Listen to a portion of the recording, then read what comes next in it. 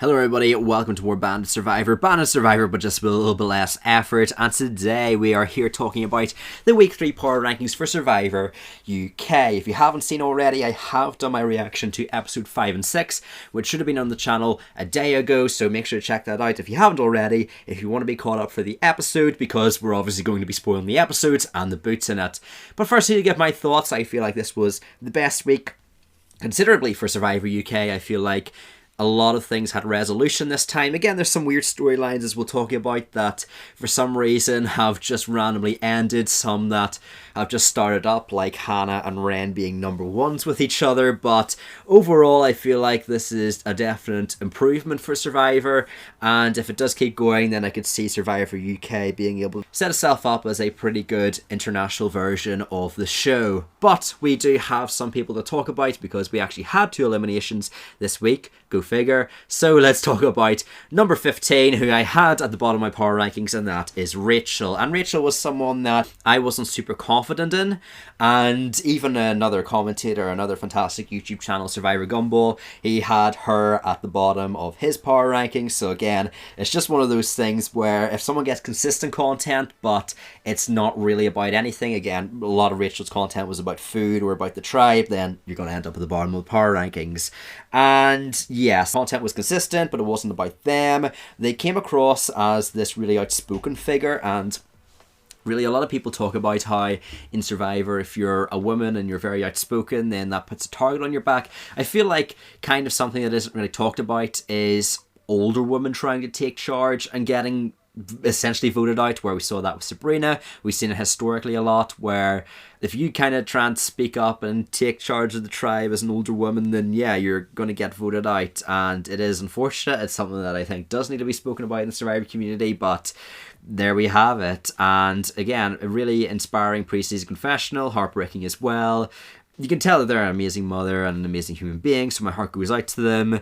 But it doesn't change the fact that they got it voted out in 15th. And now number 14, someone that, again, really broke my heart because I absolutely love them, and that is Ren. And Ren was high on my power rankings. I felt like there was someone that did understand the game, obviously as a super fan, showcased good knowledge about their positioning and tried to get the target onto Ashley, but unfortunately wasn't able to do so, really because of things out of their control, where it just seems like Lawrence lying about the outpost dilemma made people think that Ren genuinely had an idol. And I feel like if people actually approached Ren, say a Christopher or an Ashley, and talked to them about the fact that they knew a little bit more information than they were letting on, then yes, Ren would have probably told them about the idol clue, and maybe would have told them about Doug's idol as well, throwing them under the bus. So I think it is really unfortunate to see Ren being taken out in a situation where I feel like they did have a lot of game awareness and could have had a very strong trajectory in the game if it wasn't for that one little blip.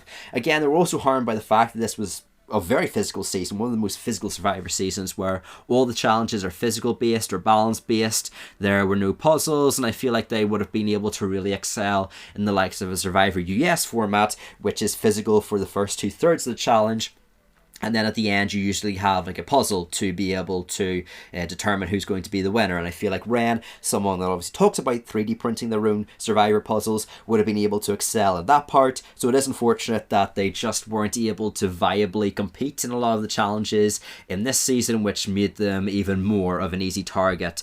But let's talk about the 13 people that are left in the game. Again, these are power rankings, so it's not me predicting a boot order necessarily, just me ranking on the basis of the edit and also game logic, who are people that I feel like are more likely to win or less likely to win. And at number 13, the person that I think is least likely to win is Lee. And Lee is someone that really has not been impressing me so far in this season, where last week they did have some good moments where you could see that they were understanding the game, they had some strategy talk, and they were also talking about finding out about Ren not really telling the truth, their suspicions, which is good. The problem is now that Ren's storyline is wrapped up, so now what? Although we do get really these check-in scenes with Lee every time before the challenge, and really every episode, where he's super motivational and he's chopping the wood with his machete, so that's a little bit of positivity. But again, the past 2 weeks he's been displayed very negatively, and while he hasn't been as negative of a figure in this week,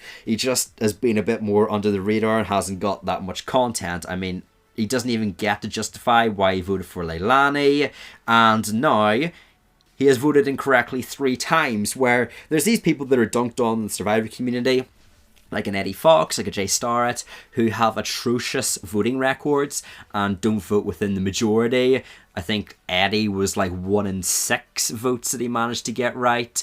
But when you really look at it, Lee, at this point, he hasn't voted correctly 3 times. Now, to be fair, I could potentially excuse Rach and Ashley as like a split to outplay an idol, but considering in the edit we didn't get to see that, that's a bit worrying. And if I were in the game, I wouldn't trust Lee, because the thing is, in Survivor, you need to have that give and take. You need to understand if someone's saying to you, hey, we need to vote this person, that your vote might be integral, and it could be the difference between someone getting voted out and you losing an ally because you weren't able to vote in the correct direction with everyone else. And we see that in episode 2 as well, where everyone's saying we need to vote for Ashley, and then him and Pegleg flip their votes to Rachel.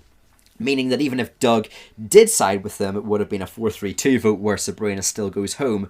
So I feel like Lee is just someone that I wouldn't trust working with, because he is going to go off and do his own thing, as we've seen from these episodes. And I feel like people aren't really going to trust him, because, again, you can't really count on him being able to vote where you're going to say. So I've ranked him here at number 13. Now number 12, someone that, again, is a little bit more positive in the edit. The problem is that I don't really know them as a person, and that is Hannah. Now, to be fair, Hannah has shown good game awareness, especially in episode 6, talking about the fact that she can't fully trust Ashley, puts the votes onto her, and we know with Ashley spearheading the charge against Ren that is something that she should be concerned about.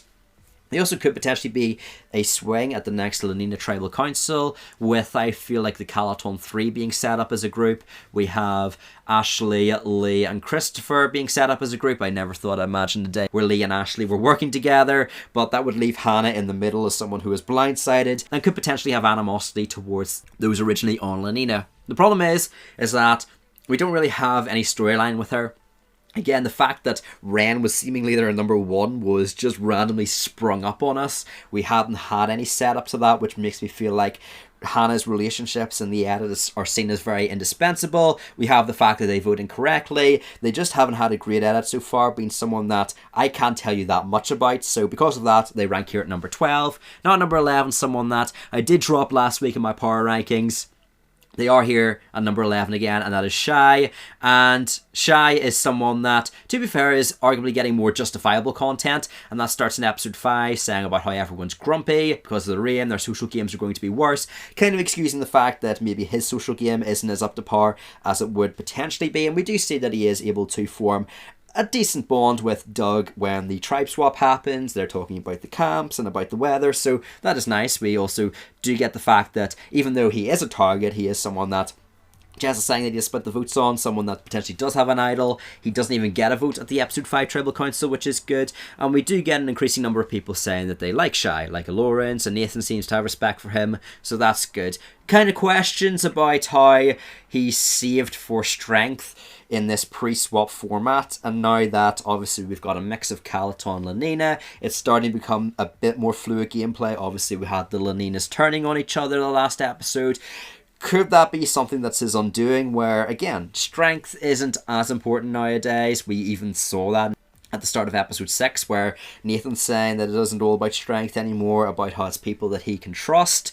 And I think it is a little bit of a worry that now it's coming more down to the fact of if they can trust Shai and if he is going to be good for team morale. There are also concerns, particularly from Jess, about him having an idol, so he could be someone that is split on, like we potentially saw in episode 5 could happen, and could also happen in upcoming episodes, in fear of this idol that he doesn't have, but people are thinking that he has. The negatives of him is that he's established to be on the bottom of the Calaton 1.0 tribe with Lawrence. They even see the fact that the core 4 take the tree meal and don't tell him about it originally. We have a relationship with Lawrence which wasn't set up super well. I mean, we saw scenes with them chatting about the well, but it came as a surprise in episode 5 that, yeah, suddenly they were super tight and that they needed to be split on. Leilani chooses to throw Shai under the bus at the very beginning, which again kind of shows that Shai is a bit more indispensable of a person to her. It's very clear that we're getting the setup to Jess versus Shai, and I feel like obviously the fact that I haven't talked about Jess so far makes me feel like Jess is going to come out on top in that rivalry. And we even have Pegleg talking about wanting to take down Shai because he's a good player. So I feel like there's just so many things going against Shai, and the positives, like him being strong in challenges, don't have so much weight as they previously did, which keep him down at number 11 for me. Now number 10, someone that I haven't been super high on, but kind of just through people getting more negative content or more holes in their edit, I have to put him here, and that is Matthew. So to be fair with Matthew, there are some good positives with him. I mean, he votes correctly at the episode 5 Trouble Council. He even gets to say to Rachel he's sorry during her vote off, and in his final words as well, we get some really sad things that he gets to say in regards to her, showing that he is a person that, even though he is voting out people, he is super upset about it. It makes him look good in the edit. We get more sympathetic content about him getting down to it, and that he has to take out people that he now cares on Calaton. He's part of the core Calaton 1.0 group, even with the tree meal scene, and he has close bonds to Tanik and Leilani on the Lunaneta tribe, which he has now been swapped into. Problems for him is that he really lacks the cutthroat nature of a Survivor player and seems to be a follower. For example, he tries to throw Rachel under the bus to Lawrence at the well, but he really needs Tanuki to drag it out of him that's actually Rachel that he's talking about. Again, he says, oh, you know, some people, they're leaders, they're talking a lot during the challenges. He kind of needs that person to be able to vocalize his desires to take someone out, which is worrying because he's not going to have that person, especially at a merge where it becomes a very individual game. Yes, we do get sympathetic content, but I feel like he's lacking in strategic content. And also, I feel like out of all those left on Calaton, again, if we're going to talk about the original 6, I feel like he is someone with the least developed content out there. It's very generic and repetitive. He's someone that's talking a lot about the tribe or a lot about morale, but not really about himself. So it is kind of worrying, the content that he's got so far. I would like a lot more strategy, a lot more game content, talking a bit more just outside of this generic repetitive content, but he is here at number 10 due to the fact that he is seen as a positive figure in the edit and has a pretty consistent edit. Now at number 9, we do have someone that, again, I'm not sure where to put this person. I've been kind of low on them in the past. They have rose up a bit here, and that is Leilani, who probably has the most mixed edit for me coming into this week, where they do spill the information about the fish to Christopher, and they do correctly predict it'll spread like wildfire, which, again, props to her. We do see that she has a strong relationship with Tanuki during the episode 5 Sumo at Sea challenge, which then sees resolution as they come together in episode 6, so they're tightly aligned. We actively have Chris wanting to work with her in episode 5. She does vote correctly, and there's a lot of content about her being in the swing position. Episode 5, kind of like this narrator figure, which I think is all very good for her. The thing is that she chooses to lie originally, but then picks the truth, which makes her seem like a bit of an indecisive figure. She does try to justify it, saying that it's because she's a person in the real world with integrity, but I feel like that's a bit of a non-statement considering that they originally tried to lie and then told the truth, which then ironically makes them come off as less trustworthy, and then causes this barrage of confessionals. Again, I haven't seen anything like it before, where we have people like Pegleg, Ashley, Ren, and Christopher, one after another, very quick confessionals, essentially dunking on her for lying to the Luneta tribe, saying they can't trust her. She's identified merely as a buffer zone by Pegleg, and to be fair, Pegleg's on the other tribe now, but I feel like that's a bit worrying. And I think if the whole through the challenge argument comes up, as we see in the episode 7 previews, I feel like she is going to be the one that Lenina goes after because of the negative content that she has and about Lenina not trusting her. So very worried about Leilani. The thing is that they do have that positivity, and I feel like if they can avoid this danger spot, the positivity that they have had over the course of the last 3 weeks could find resolution, so I have her here at number 9. Now number 8, someone that, again, is always going to be around the middle, lower middle part of these lists. I don't really see them rising too high, and that is Lawrence. And Lawrence, for me, had a pretty good episode 5. Episode 6, however, kind of weighing for them. I mean, they get to clearly outline where they want to keep Shai, keeping the tribe strong, that they actually quite like them. He describes a strategy of wanting to save 5 people rather than make the vote between 2 people, which we see as a very successful strategy, one that clearly gets Tanuki and Matthew on board, makes him come off as a bit more of a positive figure, that he isn't being so antagonistic and saying that he wants Rachel and Jess out, that he wants to keep his 5 core, and he gets his way by getting Rachel out. Although I do question if it really truly was getting his way, because again, we see that he does have concerns about Jess, and yet they go after Rachel. So I'm not sure if that was Tanik and Matthew picking the person that he wanted out of the 2 on the bottom. But I mean, he does get someone out on the bottom and he gets to keep Shai, which is good.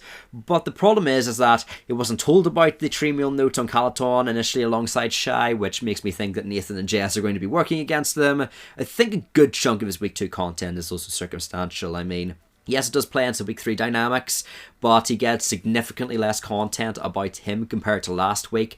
And I feel like it is that content from the Outpost that is being set up for the likes of Christopher's story, that is being set up for potentially even Leilani's story and other people, and even Doug, rather than Lawrence himself and trying to bolster him in the edit. And again, we also don't know why he picked Rachel over Jess, where we don't even get clarity after the tribal council. We just kind of get this assumption from Rachel in her final words that it was because she was a leader.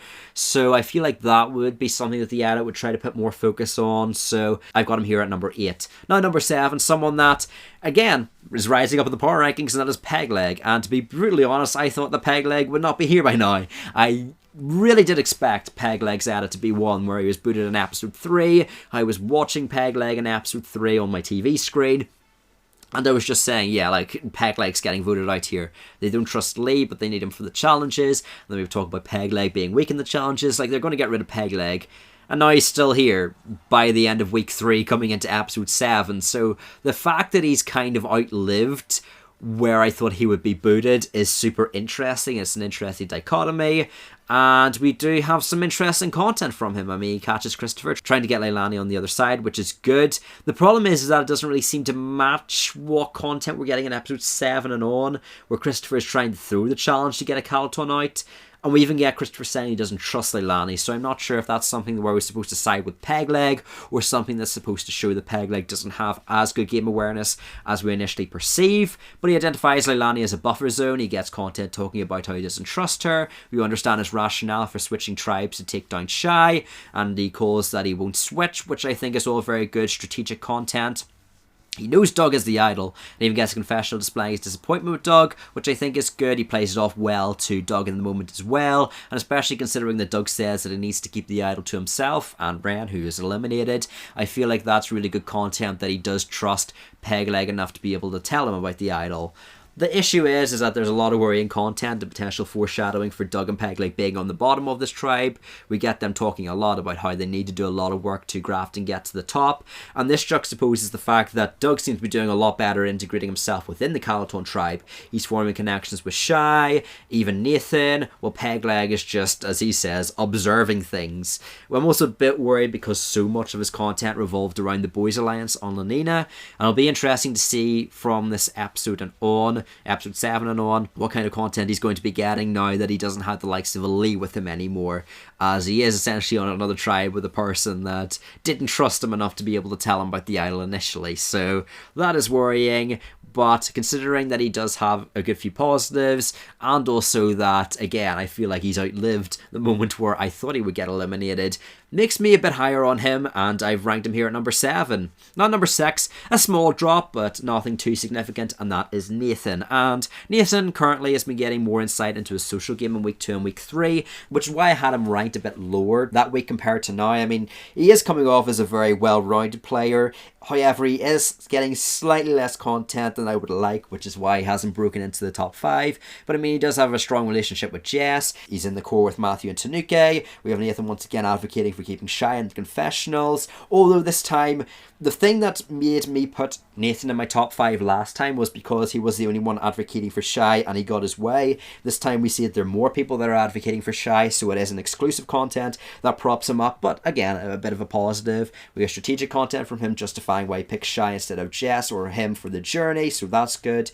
He's a setup as essentially the person that quote-unquote gets Jess into the main power structure with their child after the 5th Tribal Council. Again, it's Jess talking to them on the seat after the Tribal Council, and Nathan saying that's not a game all about strength anymore, that they need to start trusting each other, and I feel like that shows off good game awareness. He has a massive physical asset in the challenges, with even Doug hugging him afterwards, so you can clearly tell that he's someone that is going to be super integral in the challenges moving forward. He is someone that has a good consistent screen presence. Again, I would say one of the more consistent screen presences, and we clearly know where his head is at. However, there are some negatives. Firstly, his content was pretty generic at points, and he's just talking about how he's excited for the challenges or trying to stay positive, which could lead to a bit of redundancy in his edit, as we kind of saw with Rach talking about food or the tribe, where the editors kind of try to put content on people that doesn't have too much significance, but they still give them confessionals so that you know who they are by the time they're eliminated. That gives me a bit of a worry about Nathan, and I feel like also more of his potential content goes to Tanik in these week 3 episodes, episode 5 and 6. So because of that, my worry for him and the fact that he hasn't got a super well-rounded edit, despite him being what I would perceive to be a very well-rounded player. He is outside of the top 5 this time, and he ranks here at number 6. And now at number 5, someone that finally has moved up from their spot, and that is Ashley. We had talk about Lee saying that number 13 is an unlucky number for some. I'm wondering if number 7 was Ashley's lucky number, because I kept putting her there, but it is ironic because even though Ashley kept on ranking number 7, she was actually moving down the list, just because, again, it was 7 out of 16, 7 out of 15, but now she is higher up here. And really it's because she's been getting good positive content that has made me rank her higher in the top 5. So she gets a good pre-season confessional talking about her being a brand strategist. And then I also like that she ties that into Survivor, about Survivor being her next successful brand. We then have insight about their thought processes into dismantling this non-male alliance because they can't trust Ren due to their idol threat. They're seen in the edit as spearheading this Ren move and pulls it off successfully. They're seen to be a positive figure, and we get constant checks in the Leilani tribe about Ashley, which I think is good. Again, she's someone that is very positive, votes correctly, great content. Problem is that firstly she identifies that Leilani can't be trusted, even though she trusts her to vote out Ren, which is a little bit of a worry, doesn't really tie up super well in the edit. We then also have Hannah assessing that Ashley is someone that she can't trust after their conversations with them, and even seemingly before this episode, where it just seems like Hannah really does not trust Ashley from the out, which is worrying, potentially because Hannah could be a swing in the upcoming episode. And then we also have the fact that she has to work with the boys, which directly opposes her prior storylines about wanting to work with the girls and work with Ren and try and get the boys. But because of that, I feel like it is a bit worrying for Ashley and her future trajectory, so I've ranked her here at number 5. Now number 4, someone that it keeps sliding down slightly on these lists, and I do feel bad for them because they do watch the channel, so shout out to him, and also I know he's a big fan. But with number 4 we do have Doug, and Doug, again, he keeps on going one spot down on these lists. And it's really because more and more negativity keeps getting introduced into his edit. Again, there's worrying content about him and Pegleg now being on the bottom of this new Calaton tribe, something that he advocated for. And he has to get in with the Calatons now. We have Doug telling Pegleg about the idol, which disappoints Pegleg very clearly. And Pegleg could potentially blow up his spot by revealing that Doug has the idol. So that is a bit of a worry. But again, it's Doug. He has a lot of positive content. And that has still remained mostly with him in this week of Survivor UK. We have a very strong setup to his relationship with Christopher that could come to roost in the merge. We have the likes of Christopher saying that him and Doug were close when the Calaton swap. We have Christopher saying a subtitled I love you to Doug after the See challenge. So it is very clear that those two are going to be power players in the game and could potentially come together to make moves again at the merge. He is able to evade the target of the idol by playing dumb in front of Christopher, and also this ties into him getting a clear justification for why he wants to swap tribes in the edit, comparing to go back to Lanina. Again, he doesn't want that negativity associated with Ren and that that heat. He's even supported for it in the edit, and he is seen as a strong social and physical player on the new Calaton tribe, which is providing them with worth, which I feel like is tying into the fact that Doug now needs to graft, and he needs to go from the bottom, which he perceives himself to be, to now being able to get himself into the group. And I feel like he is someone that is seen as more active in the edit compared to the likes of a peg leg. So because of that, I have him here at number 4. Now number 3, someone that has moved up again on the list, just due to the fact that, again, I don't know how she keeps getting all this content, all this fantastic content, but here we have Jess. And really you have to ask yourself, when you're doing a kind of winner rankings like these, you have to ask yourself, does this person need to get all the content they're getting? And when I look at Jess and her edit, it's like 70% of this content could have just been left out, and Jess could have been a very purple person. But the fact that they're an under-the-radar woman playing a social game, which Survivor typically doesn't give that many confessionals and that much screen time to, only to get a lot of screen time and a lot of confessionals, is a good sign, to be honest. So that's why she's, again, moving up on the list. I mean, the thing about Jess, and I know that people had concerns about it, and I even brought it up last week, is that she didn't have strategic content previously. But now we've got strategic content from Jess, where they have talks about looking for the idol, worrying about Shai having the idol. We have her trying to organise a vote split on Lawrence plus Shai, and they even identify the tribal council that people aren't going to be voting with her due to the responses to their question. So again, a good bit of game insight to Jess, someone that I was worried pre-season wouldn't have that good of an outlook on the game,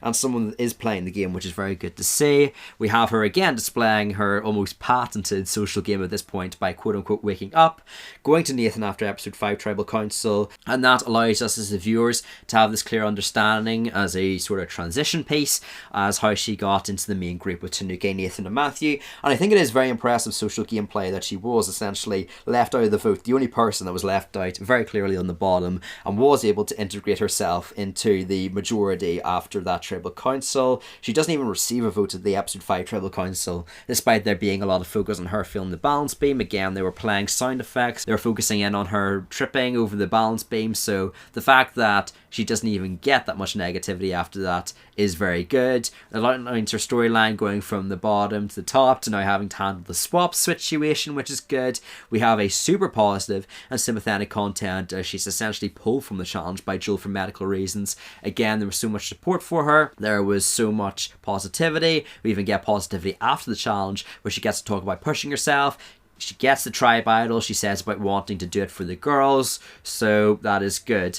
I do question why she's getting so much content about the tribe shelter, where again, this is the 3rd week in a row where she's very clearly attacking the tribe shelter, so not sure about that. Although I do think coming into this upcoming episode, if Calaton were to go to another tribal council, which I firstly doubt because it seems like Leilani are trying to throw the challenges, but if they were to go to a tribal council, I feel like her and Nathan would be swings at the Calaton tribal council between keeping the original Calatons in, which would be siding with Shai and Lawrence, or working with a Doug and Peg leg. So I think that that's quite good.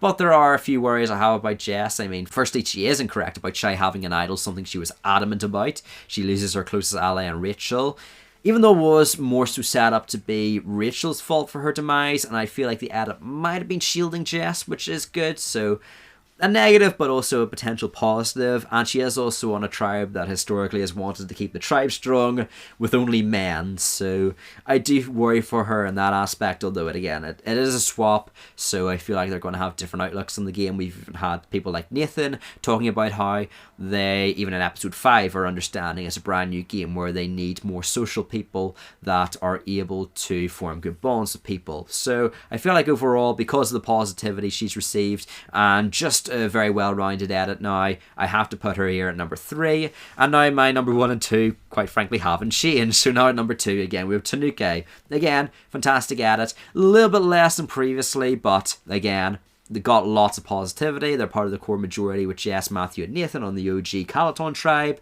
We have a clear bond set up between her and Leilani at the Sumo at Sea challenge, which is setting her up to the swap, the episode 6, where they clearly integrate herself with Leilani, and Leilani essentially spills the beans as soon as she arrives. They're set up to be a swing between Lawrence and Shai, or Jess and Rachel at the 5th Tribal Council. They plan the presentation of the tree meal so that only their core group can know about it to start with, which I think is good, so that they know that they have a strategy going in to be able to get most of their core group going to that dilemma, but also bringing along Shai so he doesn't suspect things. We have her strong pre-season content, comparing herself to a London babe meets Bear Grylls. All this is good. I do question about, again, her and Matthew not staying to be a Calaton to give them a 3-6 advantage right off the bat in the numbers, where it would be her plus Jess and Nathan alongside Lawrence. That could be able to work something out, or else be able to side with the two Leilani members to get out Lawrence and then still have the 3-5 majority. We have also her spilling the content about Lawrence, talking about the idol dilemma,